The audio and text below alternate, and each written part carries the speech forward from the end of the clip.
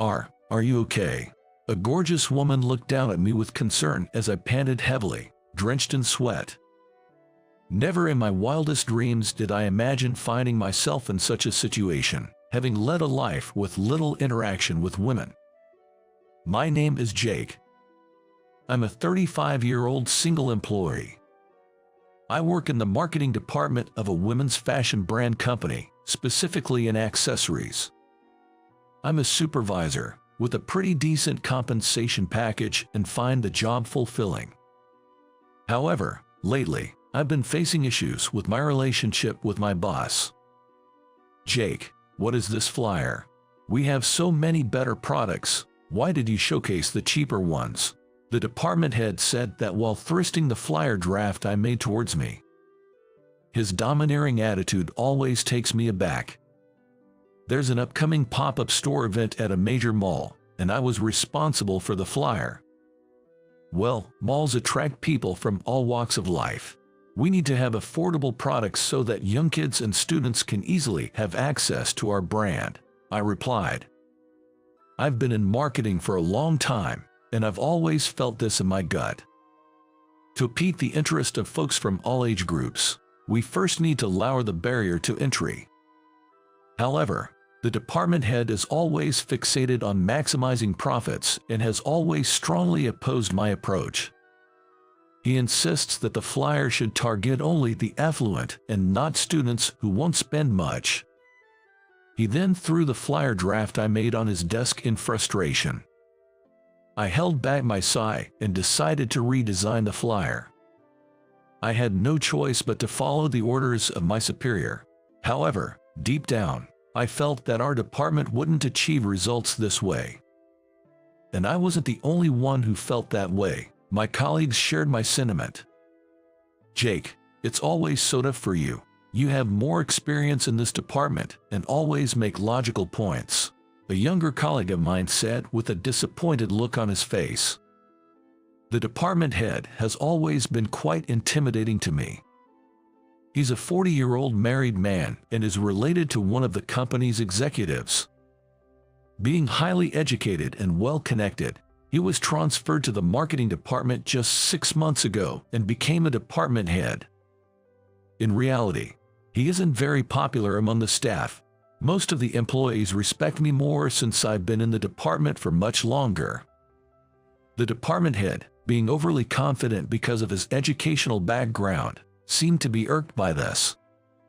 He always tried to take initiatives to showcase his abilities, but they hardly ever turned out well, causing disruptions. He always criticized me, as if to vent his frustrations. You are still single, a leader should have a stable family life. But I guess that might be difficult for someone like you, he often mocked, looking down on me for being single. It's true that I'm not the kind to attract a lot of female attention, and I've never been in a relationship. Frankly, I was tired of dealing with a boss like him. But I never once thought of quitting. I have strong emotions tied to this job. The reason I got interested in accessories was because of my older sister, Sarah. Jake, what happened? Something wrong? Yes, sis. I get bullied at school again. I was often bullied during my middle school years, and I would often cry at home. When I was a kid, I was slow in my movements, and that made me a target for bullying. I was bad at sports, struggled with studies, and to top it off, I was a crybaby. I really hated that about myself. Jake, cheer up. There's something special about you, Jake. Look, I'm giving you this. And she gave me a bracelet made of power stones. The bracelet, with its tasteful color combination, shone brilliantly and caught my eye. You're giving this to me? Yes, I picked out tiger's eye and quartz from my collection to make this bracelet. You made this especially for me. I had fun making it with my friends. Don't you feel happy when you give something special to the ones you love? Sis, tiger's eye will give you courage, and quartz will purify your heart. They'll always be there to support you, Jake. Your kindness is also your strength. Believe in yourself. She said it with a warm smile. That comforting word and smile I can't even begin to tell you how much they saved me. Thanks, sis. I'll do my best. Feeling empowered by that bracelet, I changed my mindset the very next day. I put in my best efforts, slowly overcoming my weaknesses. While there were things I still wasn't good at, an unfounded confidence like I can do it too rejuvenated me. School, which used to be just a daily grind, became something I looked forward to. Before I knew it, many friends started to gather around me. No one dislikes a person who's always happy and smiling. Gradually, even those who bullied me began to drift away. A smile has the power to uplift everyone around. I realized this thanks to the bracelet my sister gave me. My sister passed away from an illness when I was in high school, but I'm forever grateful to her. She was so compassionate and loved by everyone. If I ever pass away, I want Jake to have my collection. She left behind her collection of power stones and beads for me. The box was filled with shimmering gems, and each piece brought back memories of her, moving me to tears. She often said, "Someday, I want to open a jewelry store with friends." She must have wanted to convey her feelings to many people through jewelry, just as she had done for me. It was such a dream befitting of her. Inheriting her dream, I entered the same industry. I take off the bracelet she gave me during work, but it is still my most treasured possession. Whenever I faced challenges at work, that bracelet would uplift me. The sparkle of the power stones seemed to mirror her comforting smile. Even when things aren't going well, if I give it my all, things will surely turn around.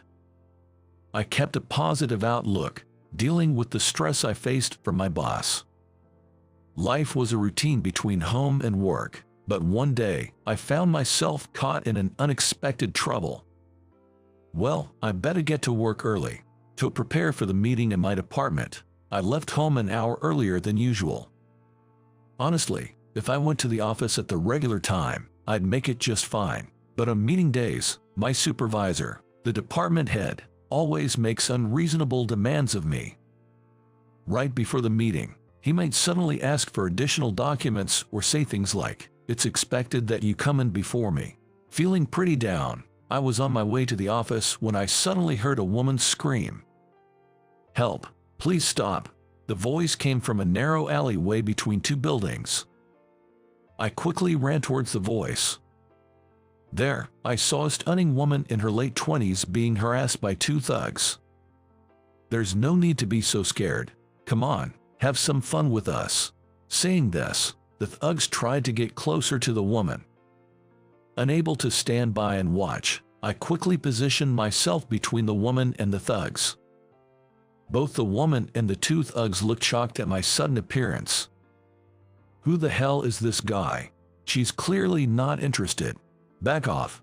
Who do you think you are?" Standing in front of the larger thug, I was internally freaking out. I was terrified. But I couldn't just look away. Due to the tension and pressure, I started sweating profusely. Are you okay?" she asked, looking deeply concerned. "Don't worry about me, just go. Hurry." Never in my life, where I've had little interaction with women, did I imagine I'd find myself in such a situation. After ensuring the woman escaped safely, I confronted the thugs again.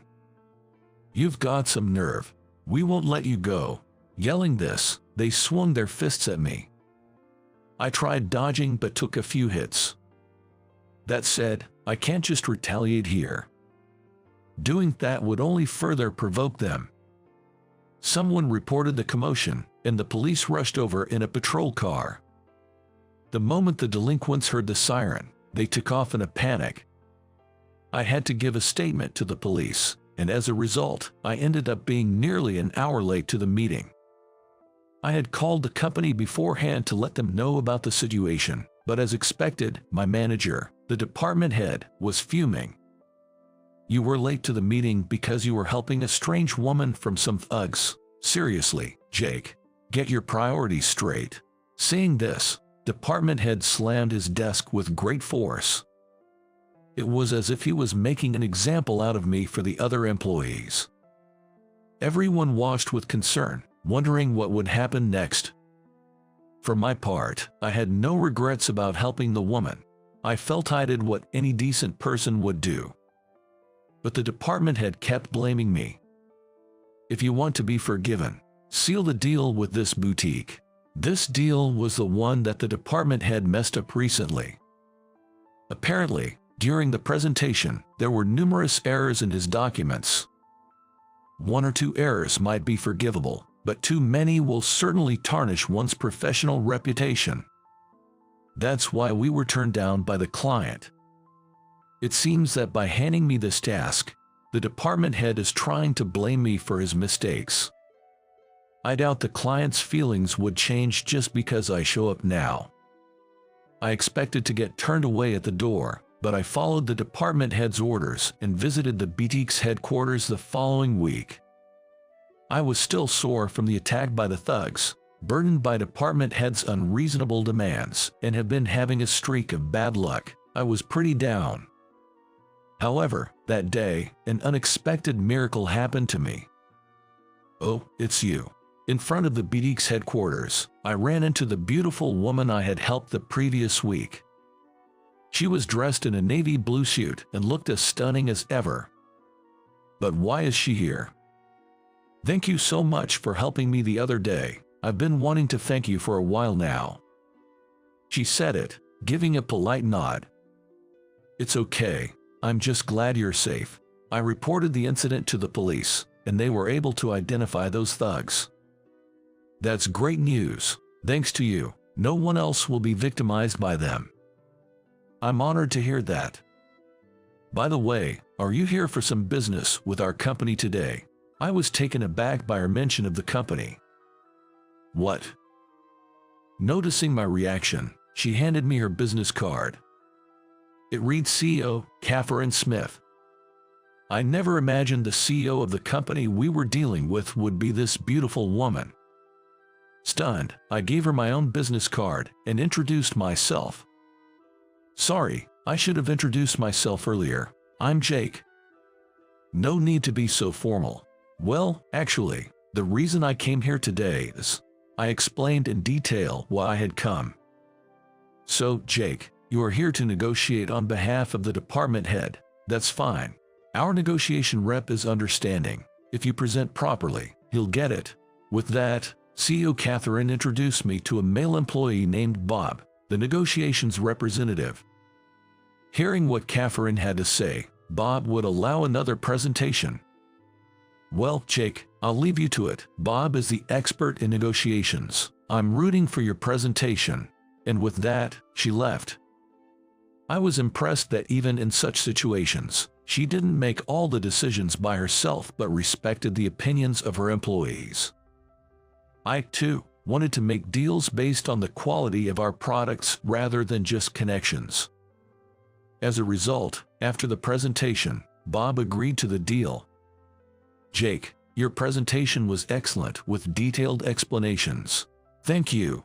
To be honest, the department head's presentation was a mess, and his lack of remorse was disappointing. I'd love to do business with someone like you. I then reported the successful negotiation to the company. The department head didn't expect my success and was panicking. How did you succeed in the negotiations, Jake? The woman Jake helped the other day turned out to be the CEO of our client. Wait, the CEO? The department head and I were surprised by a sudden appearance of our company CEO, who is rarely in public. The CEO smiled at me and began talking.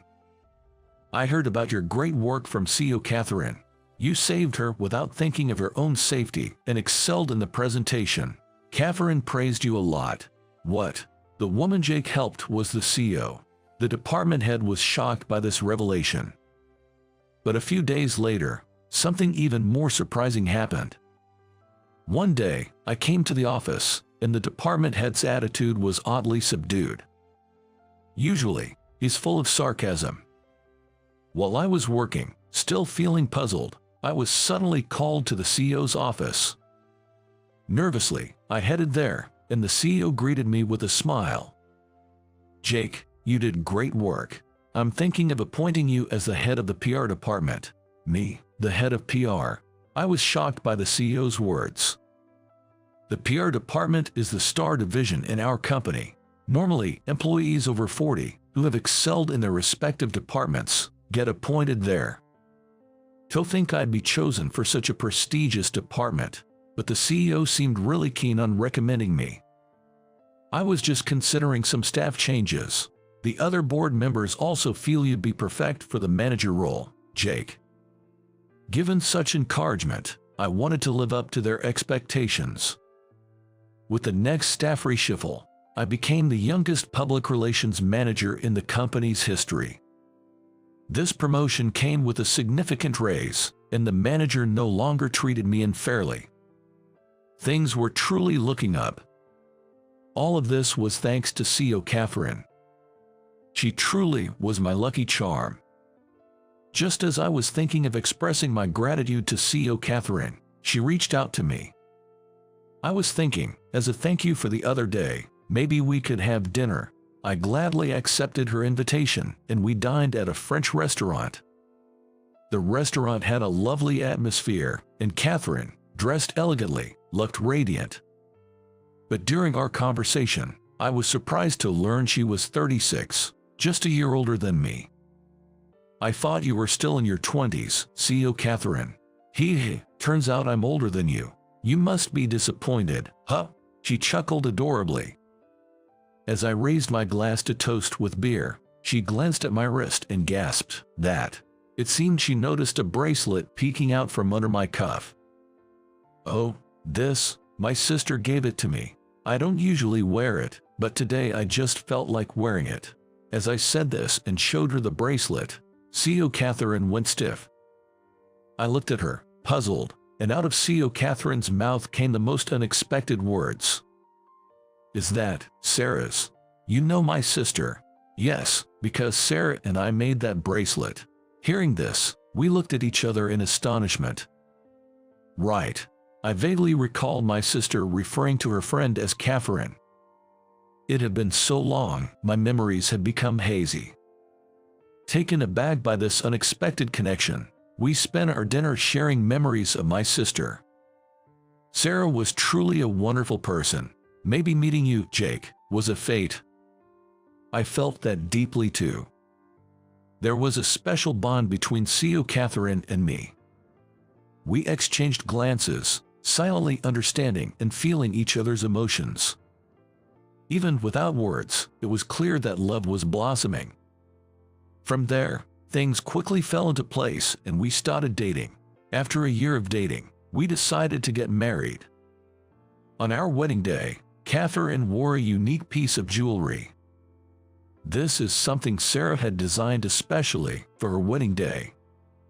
"It suits you very well." "Thank you. Wearing this makes me feel like Sarah is still with us." The meticulously designed piece continued to shine with memories. Feeling the magic of such jewelry, Catherine and I held hands and walked into the venue.